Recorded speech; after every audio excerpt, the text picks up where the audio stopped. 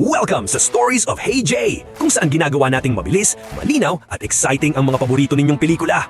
Pero bago tayo mag-dive sa kwento, pakihit naman ang like button at mag-subscribe ka na rin.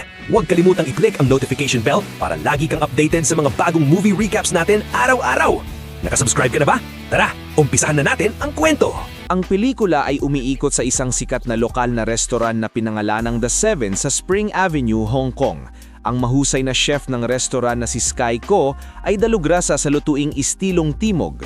Itinatampok ng isang TV host ang 30 taong gulang na restaurant at ang chef nito sa isang programang pangkulinarya. Ipinapakita ni Sky ang kanyang talento sa pambansang telebisyon kahit na sikat na siya bilang pinakamahusay na chef sa buong Spring Avenue. Kasama niya, ipinakilala rin sa mga tao ang kaibigan niyang si Uni. Siya ang karaniwang namamahala sa aspetong pinansyal ng restaurant. Napaka-istrikto ni Sky pagdating sa kalidad ng pagkain at sa oras ng serbisyo na ibinibigay nila sa kanilang mga customer na isa sa mga dahilan kung bakit napakapopular ng kanilang restaurant. Kadalasan ay napupuno ito kaya may pila ng mga taong naghihintay sa labas. Isang araw, may bastos na customer na sumingit matapos sirain ang pila. Tumanggi si Sky na pagsilbihan siya kahit pa ipinagyayabang ng customer ang kanyang kapangyarihan at kayamanan. Bago umalis, tinawanan ng lalaki ang kanilang maliit na restaurant at ibinunyag mainimbitahan ng kanyang boss ang isang world-class na chef upang magbukas ng isang 3-star restaurant sa tapat nila. Natakot si Uni sa ideyang iyon, ngunit inisip niyang pananakot lamang ito. Samantala, sa France, tinatanggap ng hari at reyna ang kanilang bagong silang na anak na lalaki. Nagdao sila ng isang napakalaking handaan upang ipagdiwang ang kapanganakan at nag-imbita ng isang world-class na chef upang magluto para sa mga panauhin. Dito ipinakilala ang lasabing chef na si Paul An. Si Paul ay isang Michelin-starred na Korean chef na sinanay sa France. May espesyal siyang paraan ng pagluluto na hindi nakatali sa iisang estilo lamang. Mahilig siyang paghaluin ng mga lutuing mula sa iba't ibang bansa upang makalikha ng mga makabaguhang putahe. Para sa kanyang espesyal na putahe, naghain siya ng isang pagkain na mukhang pulang itlog, ngunit sa loob ay may mangga na puree at niyog. Ang ulam na ito ay hango sa tradisyon na sumisimbolo sa pulang itlog bilang biyaya para sa bagong silang na sanggol. Ang masarap na pagkain at ang kahulugan ito ay nakaantig sa puso ng mga maharlika at pinuri nila ang napakagandang gawa ni Paul. Matapos ang matagumpay na handaan, bumalik siya at ang kanyang assistant na si Mayo sa restaurant na kanilang pinagtatrabahuan. Masayang sinalubong sila ng may-ari at ng kanilang mga kasamahan at binati sila sa kanilang tagumpay. Ipinahayag din ng may-ari na itinaas nila si Paul bilang executive chef ng buong Art Nouveau franchise.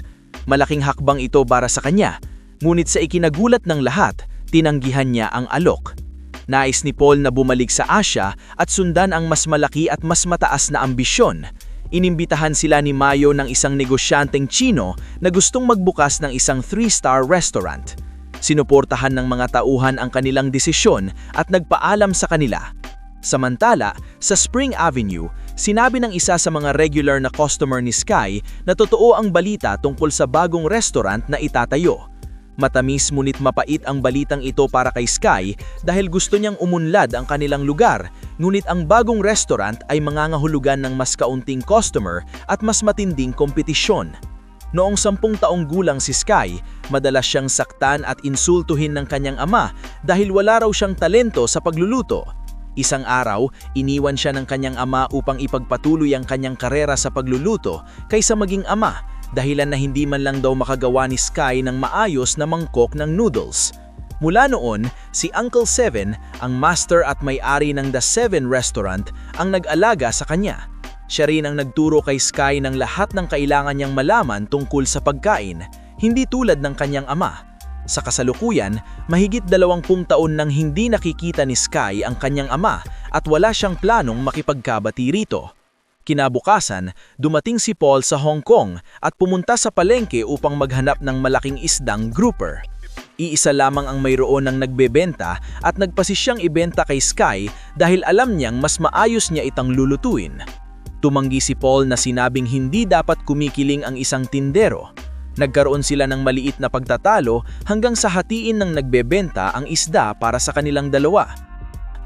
Pagkalipas ng ilang linggo, ginanap ang pagbubukas ng 3-star restaurant na pinangalan ng Stellar na nasa tapat mismo ng The Seven. Dumating bilang mga unang bisita ang chairman at manager ng Lee Management Group at sinalubong sila ni Paul at Mayo. Sa kabilang banda, ang mga tao sa The Seven Restaurant ay nag-aanunsyo ng iba't ibang discounto para sa susunod na linggo. Nang subukan silang pigilan ng mga security guards ng Stellar Restaurant, nagkaroon ng alitan. Nakuha nito ang atensyon ni Paul at ng mga bisita kaya lumabas sila upang makita kung ano ang nangyayari. Nang uminit ang usapin, inimungkahi ni Mayo na magkaroon ng paligsahan upang malaman kung sino ang mas mahusay na chef. Nakilala ni Sky at Paul ang isa't isa mula sa palengke at tinanggap ang hamon. Nagpasisya silang maglaban sa isang fish cutting competition. Nauna si Paul at mabilis na tinanggal ang lahat ng tinik ng isda. Pagkatapos, kinuha ni Sky ang parehong isda at hiniwa ito sa pantay-pantay na piraso sa loob lamang ng walang minuto. Pumalakpak ang mga tao para kanya at kahit si Paul ay humanga. Ang chairman ng Lee Group ang nag-anunsyo ng resulta. Sa patas na paraan, sinabi niyang ang tunay na resulta ay malalaman lamang sa International Chef Challenge na sinalihan ng 2 chef. Ipinahayag din niya na plano niyang bilhin ang buong Spring Avenue upang gibain ang lahat ng gusali at gawing moderno ang lugar. Kung mananalo si Sky, handa siyang bawiin ang planong ito upang mapanatili ang pamana ng lugar. Ngunit kung mananalo si Paul, itutuloy niya ang plano. Dahil nakasalalay sa kanyang mga kamay ang kinabukasan ng buong komunidad, nakaramdam ni Sky ng matinding presyon, ngunit determinado pa rin siya na gawin ang kanyang makakaya. Sa mga sumunod na araw, bumaba ang bilang ng mga customer sa The Seven Restaurant. Nag-aalala si Yuni na baka malugi sila, ngunit tiniyak ni Sky na hindi iyon mangyayari. Ibinigay niya ang halimbawa ng escargot at field snails at sinabing palaging may mga taong mas gusto ang isa kaysa sa isa pa. Hindi nila kailangang paguhin ang kanilang pagkain upang maging mas mahusay kaysa sa Stellar Restaurant dahil palaging may mga customer na mas pipiliin ang kanilang pagkain. Kinabukasan, na-disappoint si Sky nang pumunta sa palengke at malaman na binili na ng Stellar Restaurant ang lahat ng magagandang isda. Naging mapagod ang araw para sa mga manggagawa sa The Seven Restaurant hanggang sa malaman na napili si Sky para sa culinary competition. Malapit na siyang makalaban ni Paul upang mapili para sa semifinals. Ngunit pagkatapos nito, inanunsyo rin ng mananalo ay kailangang makalaban ang 2 beses ng kampyon ng kompetisyon na si Mountain Co. Nagulat si Sky nang makita na nakamit ng kanyang ama ang tagumpay na matagal nitong hinahangad. Dahil dito, lalo siyang naging determinado na makarating sa finals at makalaban siya. Nang gabing iyon, umuwi si Uncle Seven mula sa kanyang biyahe at tinawagan si Sky upang magkita sa isang pub. Sabik na makita siya matapos ang mahabang panahon, agad na pumunta si Sky sa lugar, ngunit nagulat siya nang makita ang kanyang ama kasama si Uncle Seven.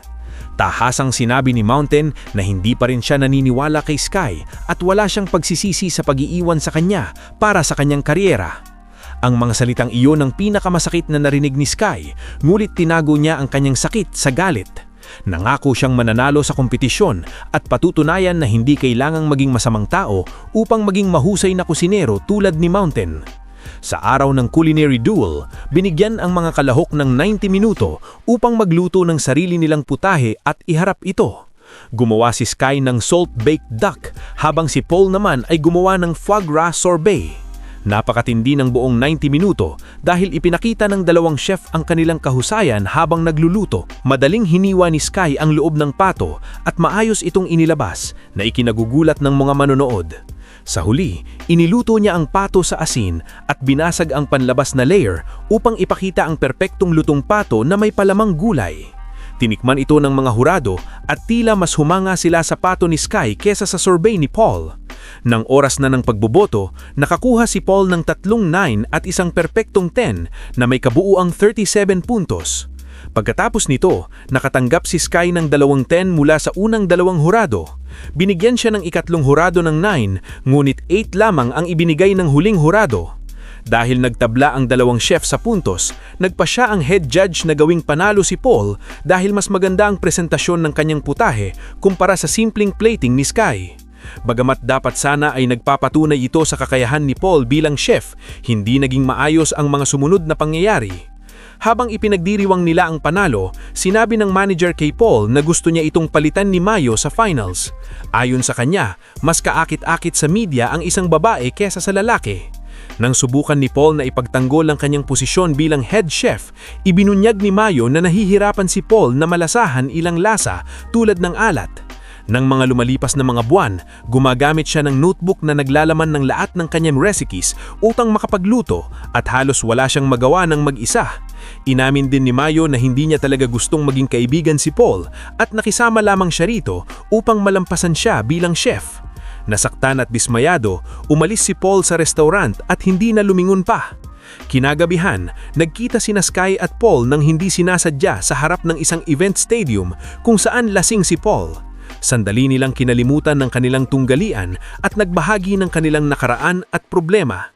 Ibinunyag ni Paul na ang kanyang ama ay isang mahusay na chef at ang huling hiling nito bago mamatay ay maging katulad niya si Paul. Ikinwento rin ni Sky ang kanyang relasyon kay Mountain.